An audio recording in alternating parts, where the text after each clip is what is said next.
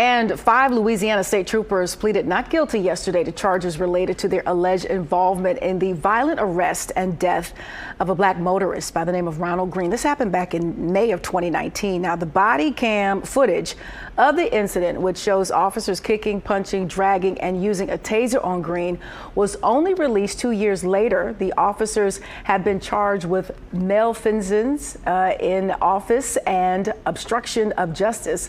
One officer also faces a count of negligent homicide.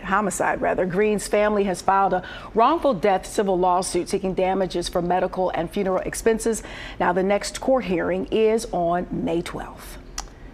And joining us now is Dr. Melina Abdhullah, co-founder of Black Lives Matter and professor of Pan-African Studies at Cal State Los Angeles. Welcome back to the Black Report. Thank you for having me. Thank you. Appreciate the coverage. Absolutely. Thank you for your time today. Let's get right into it. The 5 police officers have now been indicted. What's BLM's response to this particular headline? Well, I think that the murder of Ronald Greene is one of the worst that we've ever seen. Ronald Greene was beaten to death in May of 2019. That murder was covered up by an entire state of Louisiana, and we're grateful that we have an a district attorney with the political will to try the case. So Black District Attorney John Belton, after it was uncovered that it was a murder, not a car accident, as it was reported to his family, decided to put this case before a grand jury, won that case in front of the grand jury, and is now prosecuting the 5 deputies who beat to death Ronald Greene, whose last words were, "I am your brother," as they stole his life. There are a lot of headlines with black DAs in the news. Can you talk to us about the DA leading this case and why we should be paying attention? Sure. Well, Farmerville, Louisiana, which is where the case is being tried, is a place that I've never been to before, and I've been many places. It's a small town. The parish itself is only 15,000 people, and the town of Farmerville is 5,000 people. And so all of these folks have to face each other, right?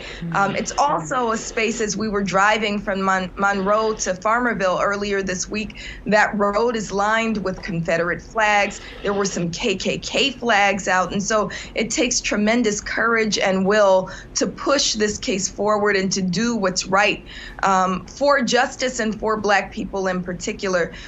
So we're also encouraged that John Belton has been in regular communication with the Greene family, talking with Mona Hardin, Ronald Greene's mother, on almost a daily basis, and has committed himself to personally trying the case. Dr. Abdhullah, while you're talking, we're looking at the body cam footage, which is absolutely horrific, leading to even more conversation about defunding the police. So what is your response to people who say we actually need police?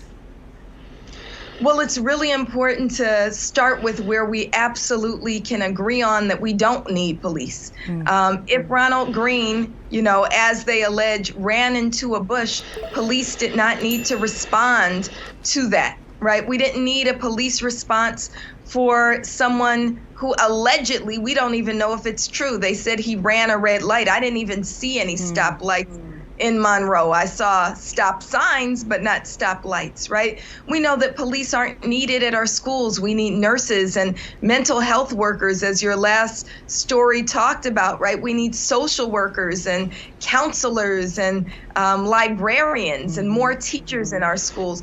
So let's start with talking about where we don't need police, but we do need other kinds of services, resources, and workers. Dr. Abdhullah, we saw that the BLM mural in California was vandalized. Can you help the public understand what's the difference between Black Lives Matter Grassroots and Black Lives Matter Global Network Foundation? Sure. So we were Black Lives Matter, right? So we were born July 13th, 2013. We're almost 10 years old. We were born right in Los Angeles in response to the acquittal of the murderer of Trayvon Martin. and then we exploded into a global movement. We were boots on the ground. We didn't have any money. We were funding the movement. I was one of the folks who was there in the very beginning. There were about 30 of us who were at that initial meeting, and we began funding the movement out of our own pockets, right? And then in 2020, you saw a surge of participation, but also people willing to generously donate to Black Lives Matter. Unfortunately, that also came with tremendous backlash, especially from white supremacists. And one of our co-founders, Patrisse Cullors, decided that she was going to step back from Black Lives Matter, which had been recently incorporated as the Black Lives Matter Global Network Foundation.